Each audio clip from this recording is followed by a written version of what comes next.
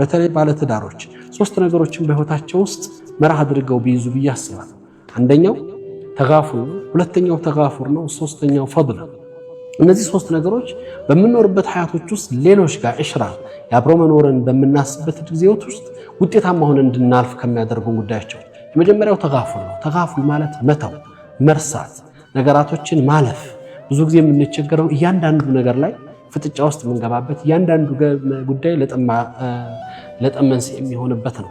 አንዱ መተውን በመዘንጋቱ ወንዱ ከሴቷ ጋር መተው ባለመቻሉ ሴቷ ወንዱን የሚያደርጋቸውን ነገሮች ሁሉ በመከታተልና በማየት ሁሉን ነገር ላይ በመቆሟ የሚፈጠር ተጋፉሉ ይጠፋና መተው ማለፍ ይጠፋና ሁሉም ነገራቶች ለመጣያ ለችግር ምክንያቶች ይሆናሉ። ተጋፉል በህይወታችን ውስጥ ስኬት እንዲኖር ትዳራችን እንዲጠበቅ ከሚያደርጉ አንዱና ወሳኝ ነገር ነው። ሁለተኛው ተጋፉር ይቅር ማለት አላህ ይቅር ባዮችን ይወዳልና ይቅር በሉ ነው። ማለፍ፣ መተው፣ መርሳት አንዳንድ ጊዜም ከዛም አልፈን ደግሞ የጠፉ ጥፋቶችን ይቅር ማለት። ምክንያቱም ሰዎች ነን፣ ሁላችንም ብፁዕ አይደለንም፣ ቅዱሳኖች አይደለንም፣ ነቢያቶች አይደለንም፣ መዕሱሞች አይደለንም። እንደ ሰው እናጠፋለን፣ እንስታለን፣ መስመር እናልፋለን።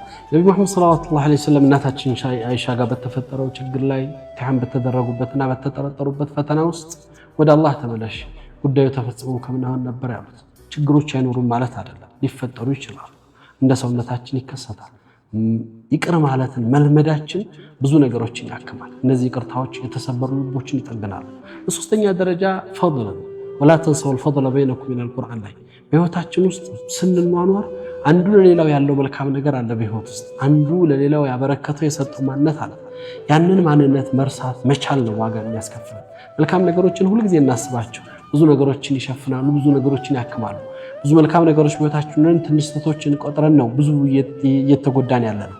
ትንሽ መልካም ነገሮች እንኳን ነው ያቺ መልካም ነገር ብዙ ጥፋቶችን ልታክም፣ ብዙ ጥፋቶችን ልታስተካክል፣ ለጠፋው ጥፋት ይቅር ልታስብል የምትችልበት እድል እንዳላት፣ ሰፊ ነገር እንዳላት ማሳያ ነውና እነዚህ ሶስት ነገሮች ፈድለን አላህ ለሰዎች መልካም ነገርን ማስታወስ፣ ሁለተኛ ተጋፉር ይቅር ማለትንና ምህረት ማድረግን፣ በሶስተኛ ደረጃ ተጋፉል መተውንና ማለፍን ከለመድን የትዳር ሀያታችን አንዱ ከሚጠበቅባቸው ወሳኝ ጉዳዮች ውስጥ ስለሆነ እነዚህን በህይወታችን ውስጥ ብንተገብራቸው ብዙ የሚበላሹ ነገሮችን ያስተካክላሉ፣ ለብዙዎቻችን መፍትሄ የሚሆናሉ ብዬ አስባለሁ።